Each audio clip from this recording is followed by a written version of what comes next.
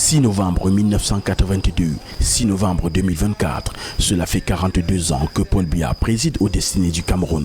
Le chef de l'État a toujours manifesté de la solidarité et du soutien pour les personnes fuyant les conflits et sollicitant le Cameroun comme terre de refuge. C'est le cas notamment dans le camp des réfugiés nigériens de Minawao dans la région de l'extrême nord, ainsi qu'à Borgop, Ngam dans la Damawa, ou encore de Gado Badjiri à l'est du pays, où l'exécutif camerounais en coordination avec ses partenaires internationaux assure une prise en charge adéquate des réfugiés venus de Centrafrique.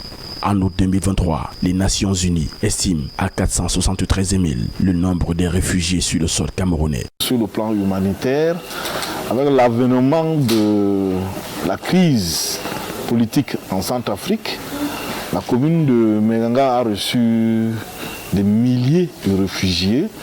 Et informé de la situation, le chef de l'État très rapidement a fait construire un camp de réfugiés en Ngam où loge en ce moment 6 000 réfugiés centrafricains. À travers la direction de la protection civile, bras séculier de l'État en matière d'appui aux sinistrés des différentes catastrophes naturelles ou autres, le président Paul Biya s'est toujours montré attentif aux cris de détresse des populations. Les dernières actions en date sont celles des victimes des inondations dans le département du Mayo-Danaï, région de l'extrême nord. Ici, c'est un peu plus de 1,9 milliard de francs CFA qui ont été mobilisés par le chef de l'État pour porter assistance à ses compatriotes. Et l'action humanitaire de l'homme du 6 novembre ne s'arrête pas aux frontières. En pleine crise du Covid-19, le Cameroun a contribué aux initiatives mondiales de distribution de matériel médical et de vaccins.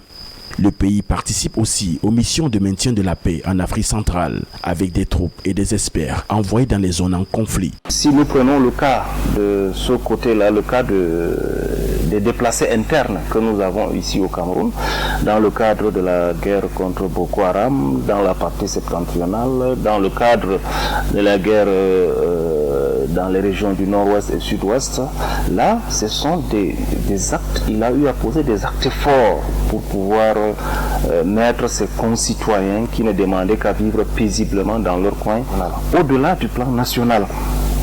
Vous vous souvenez, quand il y avait eu des malheurs qui avaient frappé un pays dans l'Occident, pour ne pas le citer, la Turquie, le chef de l'État a eu à réagir.